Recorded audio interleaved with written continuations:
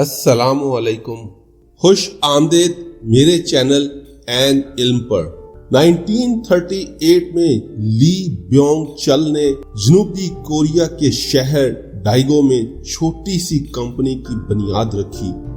کوریائی زبان میں 3 ستاروں کو سیمسنگ کہتے ہیں۔ قدیم روایات کے مطابق اکٹھے طلوع ہونے والے 3 ستارے کبھی غروب نہیں ہوتے۔ بیونگ چل نے خوش شگونی کے لیے کمپنی کا نام سیمسنگ رکھ دیا۔ یہ لوگ شروع میں فروٹ اور فروزن فش ایکسپورٹ کرتے تھے، مگر دوسری جنگ عظیم کے بعد تعمیر نو شروع ہوئی تو سیمسنگ خوراک سے کنسٹرکشن انڈسٹری میں آ گئی اور اس نے دھڑا دھڑ عمارتیں، پل اور سڑکیں بنانا شروع کر دی۔ بیونگ چل نے ان ٹھیکوں میں کروڑوں کمائے۔ یہ سمجھدار انسان تھا، یہ جانتا تھا کہ انسان کو اپنے سارے انڈے ایک ٹوکری میں نہیں رکھنے چاہیے۔ یہی وجہ تھی یہ کنسٹرکشن کے ساتھ ساتھ ٹیکسٹائل، فیشن اور الیکٹرانکس کے کاروبار میں بھی آ گیا، اور اس طرح گروپ ایکسپینڈ ہوتا چلا گیا۔ لی کون ہی بیونگ چل کا تیسرا بیٹا تھا۔ یہ کند ذہن اور لا ابالی مزاج کا لڑکا تھا۔ پڑھائی میں دل نہیں لگتا تھا، لیکن والد اسے ہر حال میں پڑھانا چاہتا تھا۔ لی کون ہی نے وسیڈا یونیورسٹی جاپان سے اکنامکس میں ڈگری حاصل کی اور پھر بزنس کی اعلیٰ تعلیم کے لیے جارج واشنگٹن یونیورسٹی امریکہ میں داخلہ لے لیا۔ جارج واشنگٹن کا دور لی کی زندگی کا فضول اور ناقابل بیان زمانہ تھا۔ یہ اپنی ڈگری تک مکمل نہ کر سکا۔ والد نے اس سے واپس بلوا لیا اور کنسٹرکشن اور ٹریڈنگ کے کام میں لگا دیا۔ یہ کسی نہ کسی طور پر یہ کام کرتا رہا، مگر اس کا والد اس کی کارکردگی سے مطمئن نہیں تھا۔ اس کا خیال تھا کہ یہ پوری کمپنی کو ڈبو دے گا۔ 1987 میں والد کے انتقال کر جانے پر لی کو مجبوراً کمپنی سنبھالنا پڑ گئی۔ اس وقت تک کمپنی 34 مختلف شعبوں میں کام کر رہی تھی۔ لی کے اگلے 5 سال بہت مشکل تھے۔ یہ ایک دفتر سے دوسرے سے تیسرے کی طرف دوڑتا رہتا تھا، یہاں تک کہ 1993 آ گیا۔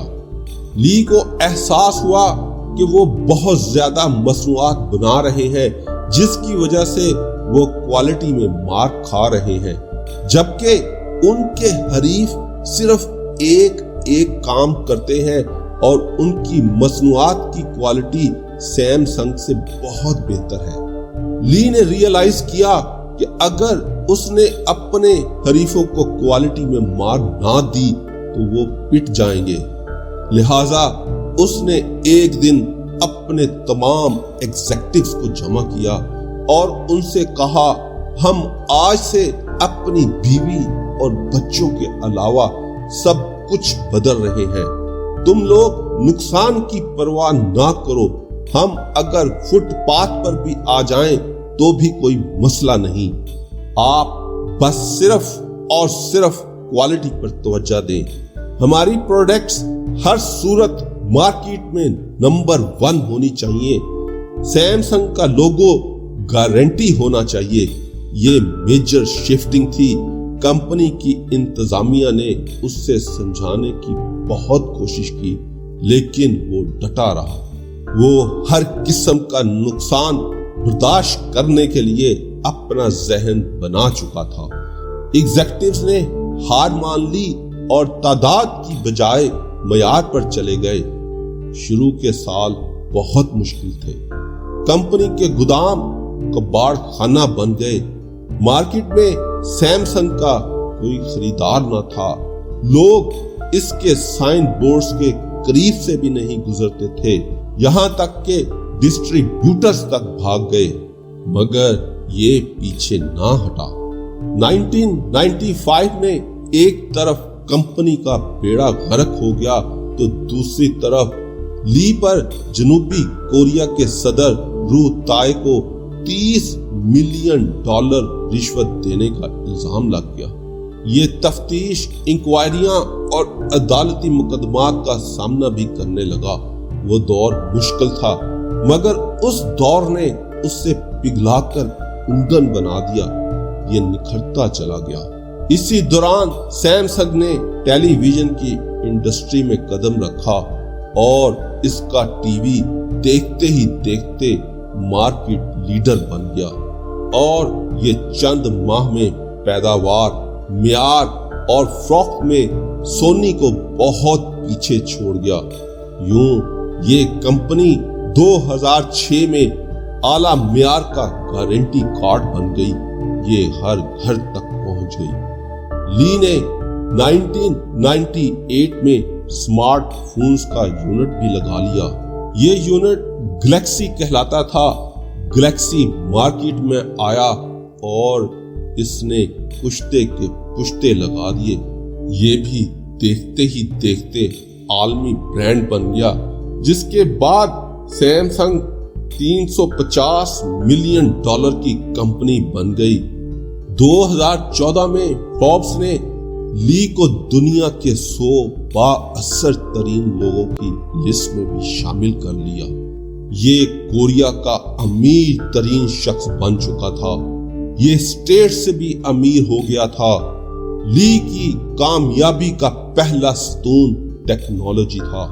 सैमसंग का R&D बहुत मजबूत है। इस कंपनी ने अहल तरीन सॉफ्टवेयर और हार्डवेयर इंजीनियर्स भर्ती कर रखे हैं, जिसकी वजह से कई दहाइयों से मार्केट को लीड कर रहा है।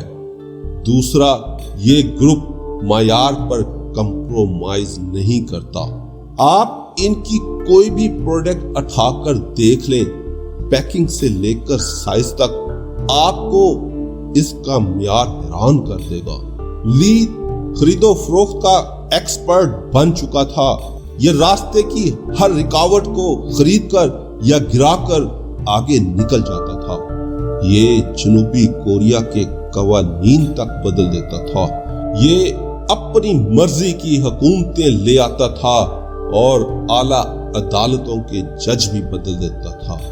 ये स्टेट के अंदर एक स्टेट बन चुका था और ये स्टेट असल स्टेट से बड़ी मजबूत थी। आप जनूबी कोरिया की तारीख निकाल कर देख लें, आपको मुल्क के हर सियासी अतार चढ़ाव के पीछे सैमसंग और ली ही मिलेगा। ये दर्जनों मर्तबा इंक्वायरियों, तफ्तीशों और मुकदमात का हदफ बना।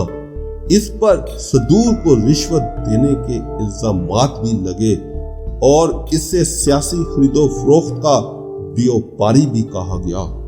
2008 में इस पर टैक्स चोरी के इल्जामात साबित हो गए। इससे सजा भी हो गई, लेकिन इसने अदालत और हुकूमत दोनों को खरीद लिया।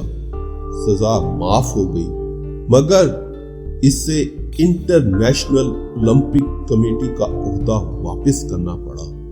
ये पूरे कोरिया में बदनाम हो चुका था, मगर इसे कोई नदामत, कोई परेशानी नहीं थी। ये मैदान में डटा रहता था।